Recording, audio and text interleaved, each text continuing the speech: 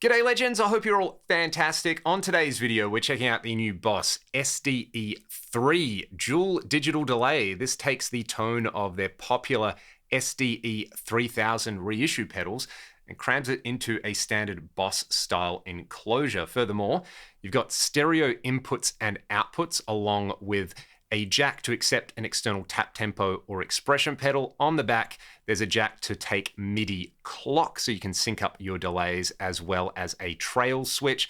Then on the front, there are 3 concentric knobs on there, along with a dedicated offset control over here. So you've got control for level, feedback, and delay time, along with modulation, depth, and speed, as well as a high cut control. Let's dive straight into some tones.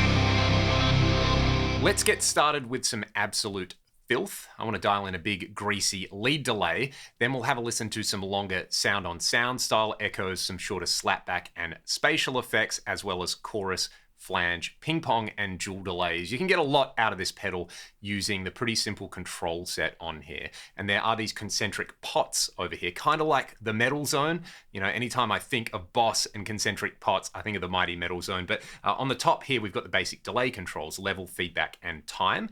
Then for the secondary controls, we've got depth and rate for the modulation, and then a high cut control, which I find very, very handy to just kind of warm up and sweeten up your delay tones. Then the kind of magic control on here, the offset control. I'm playing in stereo at the moment, but I've got the offset turned all the way down. Once we start playing with that, we're gonna get some amazing stereo style echoes on here. And if you use the rhythmic offsets over here, you can get a ping pong style effect and then a kind of dotted 8th note, quarter note, dual delay thing that's pretty glorious. But for now, let's hear the core tone. I'm just gonna kick the pedal in. I'm gonna maybe go all the way down with the time and all the way up just to showcase the range of the echoes. Then I'll find the sweet spot with the repeats and time, and I might dial in a bit of high cut. No modulation or offset just yet.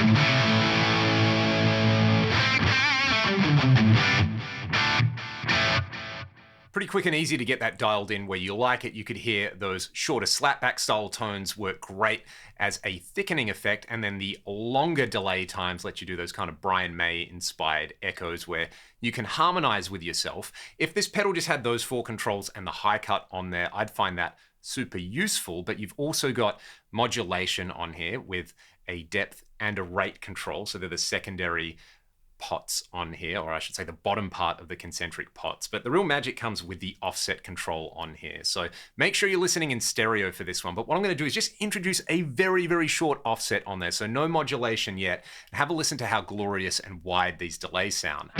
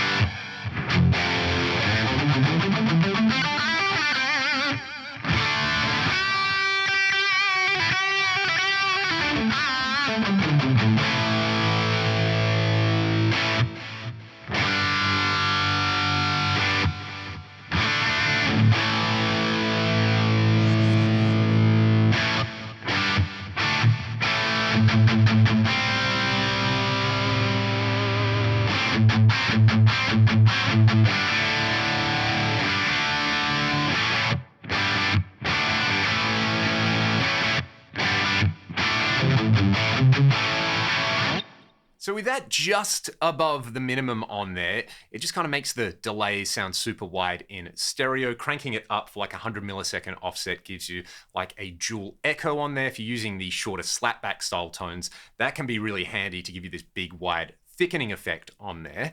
Or if you like the longer lead delay times, again, it just kind of makes the delay sound wider, lets your main signal come down the middle, and the delay kind of sits around it. Combined with the high cut on there, it lets your delay kind of blend in really nicely with your lead tone on there. Let's add some modulation now. So I'll kind of go back to my favorite lead setting, which is basically the main controls at noon, and then just a very slight offset on there. What I'm going to do is just bring the depth control up a little bit. I've kind of got the rate control at around, I'm guessing 9 o'clock on there. We'll introduce some depth on here. Check this out.